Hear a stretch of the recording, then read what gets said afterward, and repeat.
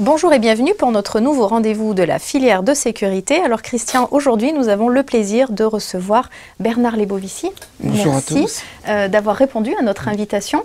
Je précise que vous êtes donc le président d'IMS, une PME qui est spécialisée sur le marché NRBC. C'est une thématique au cœur d'Eurosatory très importante. Il y a un petit peu plus d'une centaine d'entreprises qui vont représenter ce domaine donc, qui représentent sur le salon. Est-ce que vous pouvez nous expliquer en quelques mots un petit peu ce marché du NRBC, comment est-ce qu'il se développe, est-ce qu'il est en croissance face à la menace aujourd'hui, on pense notamment à la menace terroriste. Voilà, bon, je ne suis pas un spécialiste de la sécurité intérieure, mais je vais essayer de vous donner certains éléments. Je suis avant tout un industriel. Donc, bon, vous n'êtes pas sans ignorer que depuis les années 80, ce sujet de la sécurité prend de plus en plus de place dans nos sociétés, en France, en Europe et ailleurs dans le monde, aux États-Unis particulièrement. Ce risque a été aggravé à mon idée par la situation géopolitique Moyen-Orient, Afrique récente, si vous voulez. Et au sein de ce risque, donc sécurité intérieure, qui touche à la sécurité intérieure, le risque NRBC donc présente des aspects particuliers, en ce sens qu'il a des incidences très fortes sur la vie des gens et sur la vie de nos et sur la continuité de nos infrastructures, en ce sens que les menaces peuvent avoir des conséquences très très graves, quoi. Donc c'est pour cette raison que IMS s'est impliqué sur ce marché, donc à la suite d'un transfert de technologie du CEA de Saclay en fait.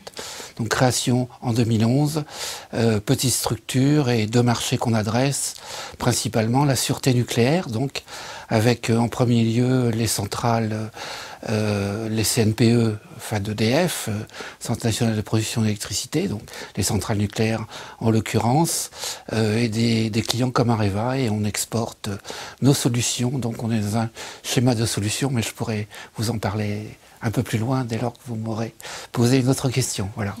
Alors justement, aujourd'hui vous avez parlé de la filière de détection nucléaire classique dans les je dirais les opérateurs nucléaires. Voilà. À côté, il y a le marché de la sécurité civile, de la sécurité intérieure, à la fois en termes de balises et puis de systèmes portables. Voilà. Quelles sont les lignes de produits que vous proposez dans ce secteur-là? On est dans un schéma de différenciation parce qu'on est un petit poussé par rapport à des gros, donc il faut dire qu'au niveau de l'offre industrielle NR, en fait, principalement, celle que je connais le mieux, il y a de gros acteurs en France, hein, donc du type Mirion, Canberra, voilà, donc, et puis quelques acteurs étrangers, principalement américains.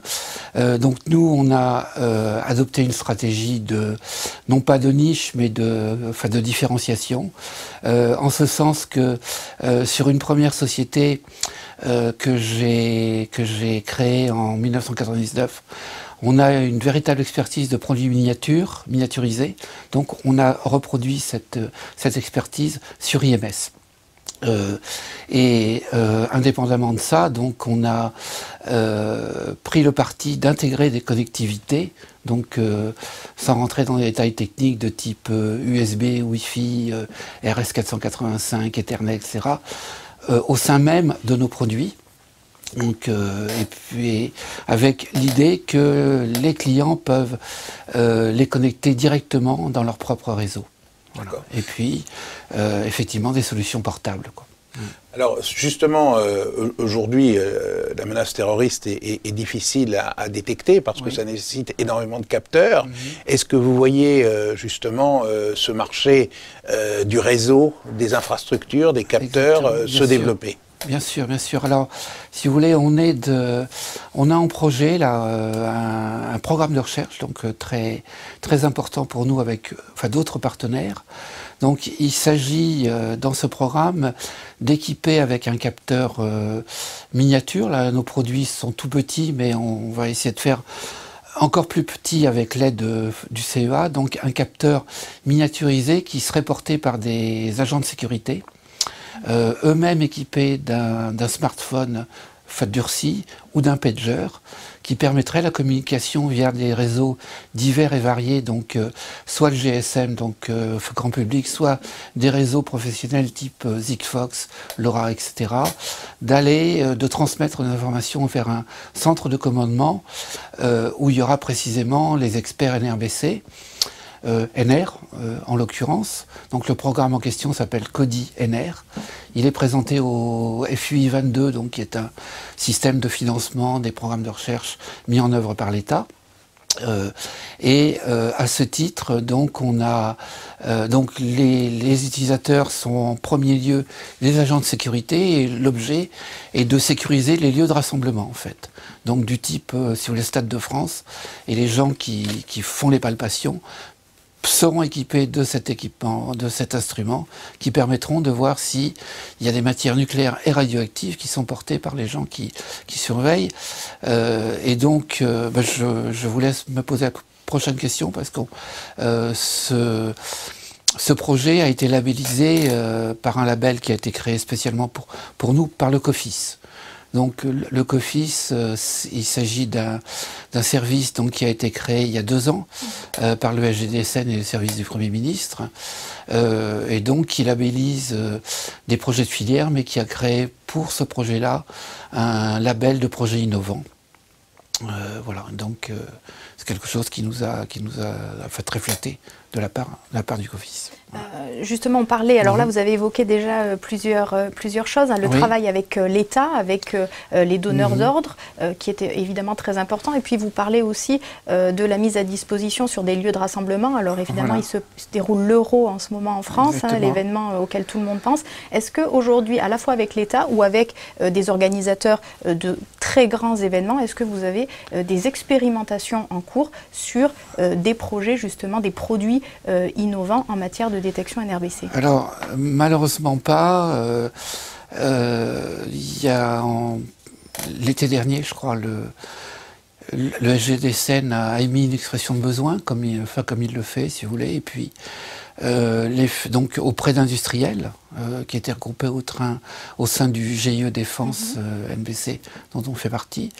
Et puis malheureusement, les financements n'ont pas été trouvés en fait. Hein, donc ce qui fait que il est certain que le Stade de France va être sécurisé, mais avec des instruments qui existent déjà de type balise, dont vous faisiez allusion tout à l'heure, et non pas des instruments portables, portés, comme les nôtres.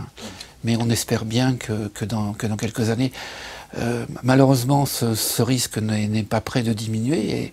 Et si vous voulez, les terroristes, heureusement pour nous, pour le moment, n'utilisent pas de matière nucléaire ou radioactive, ou chimique, enfin voire chimique, mais ils pourraient malheureusement faire un choix. Est-ce que pour vous, aujourd'hui, il faut que les États, les structures sensibles prennent vraiment la mesure de ce qui peut se passer? Je pense que ça va être indispensable.